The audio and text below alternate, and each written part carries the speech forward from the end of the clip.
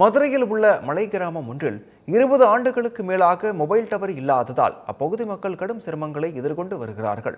மதுரை மாவட்டம் வாடிப்பட்டி அருகே சிறுமலை அடிவாரத்தில் அமைந்துள்ள மலை கிராமம் எல்லையூர். இந்த கிராமத்தில் 1000க்கும் மேற்பட்டோர் குடும்பமாக வசித்து வருகிறார்கள்.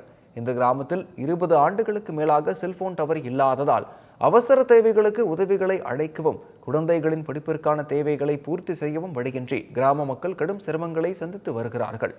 முறையான சாலை மற்றும் குடிநீர் வசதிகள் இல்லாமல் தவித்து வருவதாகவும் அவர்கள் வேதனை தெரிவித்துள்ளனர். தங்களுக்கான அடிப்படை தேவைகளை விரைந்து நிறைவேற்ற அரசு உடனடியாக நடவடிக்கை எடுக்க வேண்டும் எனவும் எல்லையூர் கிராம மக்கள் கோரிக்கை விடுத்து உள்ளனர்.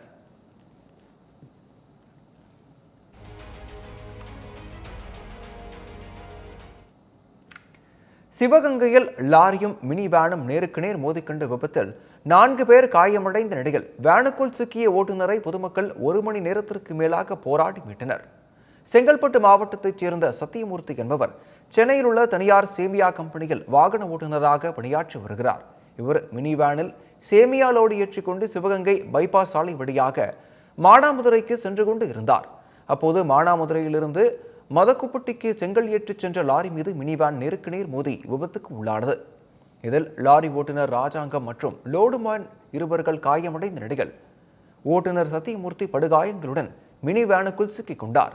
இதை கண்ட அப்பகுதி மக்கள் போலீசாருக்கு தகவல் அளித்ததுடன் சுமார் 1 மணி நேரத்திற்கு மேலாக போராடி அவரை மீட்டனர்.